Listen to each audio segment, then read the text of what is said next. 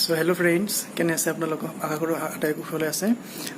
DSSৰ exam আপোনালোকে গমেই পাইছে হয়তো যে অহা 15 তাৰিখে যিটো হ'বলগীয়া DSSৰ এক্সাম আছে সেইটো কেঞ্চেল হৈছে। আৰু আমাৰ CM ছাৰে কোৱা মতে 21 আৰু 27 21 আৰু 27 মে 21 আৰু 27 মে হোৱা কথা আছে তেনেহ'লে। কিন্তু 21টো মোৰ মতে নহ'ব চাগে, কিয়নো 22ত আছে আমাৰ হাইকোৰ্টৰ এক্সাম, ঠিক আছে। গতিকে 21ত কেনেকৈ হ'ব, এনএছমেণ্টৰ কথা আছে।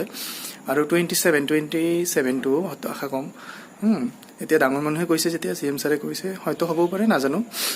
কিন্তু মোৰ মতে 21 আৰু 27তো হ'ব নোৱাৰে, কিয়নো 27ত হয় কি মানে স্কুলবোৰৰ গুণোৎসৱ হ'ব, ঠিক আছে। গুণোৎসৱ হ'লে কলেজৰ টিচাৰখিনি থাকিব, তাতে ব্যস্ত, গুণোৎসৱত অফিচাৰ হিচাপে সিহঁতে ইভেলুৱেট কৰিব যাব, বাকী টিচাৰসকলো ব্যস্ত থাকিব গুণোৎসৱক লৈ। গতিকে কেনেকৈ হ'ব, 21 আৰু 27ত হোৱাৰ সম্ভাৱনা তেনেই কম, ঠিক আছে। চ' ভালেই হ'ল, ভালদৰে প্ৰিপাৰেশ্যন কৰি থাকক আৰু ভালদৰে এক্সাম দিয়া যাব, ঠিক আছে।